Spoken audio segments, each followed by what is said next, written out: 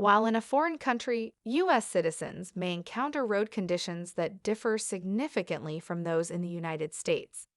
The information below concerning Zimbabwe is provided for general reference only and may not be totally accurate in a particular location or circumstance. Driving in Zimbabwe is extremely hazardous, particularly at night. Zimbabweans drive on the left side of the road, and many people drive over the speed limit. Although the main roads throughout Zimbabwe are generally in fair but deteriorating condition, most lack passing lanes, shoulders, breakdown lanes, lighting, reflectors, and similar safety features.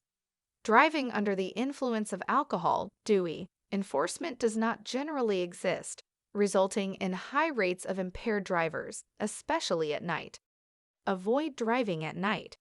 Pedestrians in dark clothing and animals are often walking along and on the roads, and the majority of roads in Zimbabwe are poorly lit.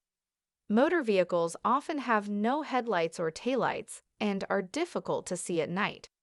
Passing lanes are not always clearly marked, and road visibility at times can be restricted. In urban areas, lane markers are often faded, with non-working streetlights and traffic lights. Potholes are also numerous on most roads. The Traffic Safety Council reports there are 40-50 vehicle accidents in Harare alone each night. Also note, as mentioned above, local police frequently use marked and unmarked, ad hoc, roadblocks to enforce order and collect fines, particularly in urban centers and on major roads. Even though these roadblocks are manned by uniformed police officers, be cautious when approaching them, particularly at night. When instructed by police or other security officials to stop at a roadblock, the U.S. Embassy's Regional Security Office prohibits its U.S. staff from using combis, the frequently seen minibuses which service main routes, due to safety concerns. Service stations often lack fuel or spare parts.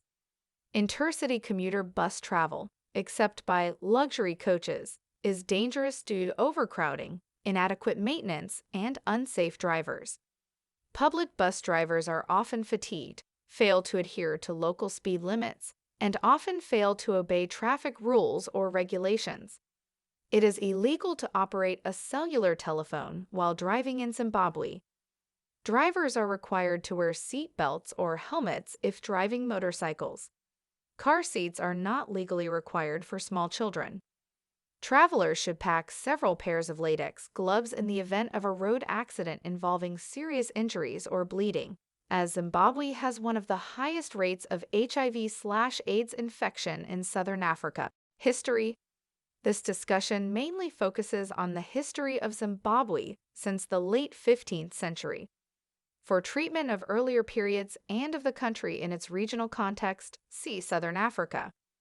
The remains of Stone Age cultures dating to 500,000 years ago have been found in Zimbabwe, and it is thought that the San, who still survive mostly in the Kalahari Desert of Botswana, are the last descendants of these original inhabitants of southern and central Africa. They were driven into the desert by Bantu-speaking groups during the long migrations from the north, in the course of which the Bantu-speaking peoples populated much of Africa from Lake Chad to present-day South Africa. The first Bantu are thought to have reached Zimbabwe between the 5th and 10th centuries CE. Zimbabwe is home to many stone ruins, including those known as Great Zimbabwe, designated a UNESCO World Heritage Site in 1986. Some ruins date from about the 9th century, although the most elaborate belong to a period, the conical tower inside the great enclosure at Great Zimbabwe. Zimbabwe is the Shona name of the ruins, first recorded in 1531 by Vicente Pagado, captain of the Portuguese garrison of Sofala. Pagado noted that the natives of the country call these edifices Simbeya, which according to their language signifies court. The name contains Dzimba, the Shona term for houses. There are two theories for the etymology of the name. The first proposes that the word is derived from Dzimba Dzia Mabwe, translated from the Kalanga dialect of Shona as large houses of stone. Dzimba equals plural of Mba, house. Mabwe equals plural of BWE, stone. A second suggests that Zimbabwe is a contracted form of DZimbahwe, which means venerated houses in the Zezuru dialect of Shona, as usually applied to the houses or graves of chiefs. Construction and growth. Construction of the stone buildings started in the 11th century and continued for over 300 years. The ruins at Great Zimbabwe are some of the oldest and largest structures located in southern Africa and are the second oldest after nearby Mapungubwe in South Africa. Its most formidable edifice, commonly referred to as the Great Enclosure, has walls as high as 11 m, 36 ft, extending approximately 250 m, 820 ft, making it the largest ancient structure south of the Sahara Desert. David Beach believes that the city and its state, the Kingdom of Zimbabwe, flourished from 1200 to 1502, although a somewhat earlier date for its demise is implied by a description transmitted in the early 1500s to Joe de Barros. Its growth has been linked to the decline of Mapungubwe from around 1300 due to climatic change or the greater availability of gold in the hinterland of Great Zimbabwe. Aerial view of Great Enclosure and Valley Complex, looking west.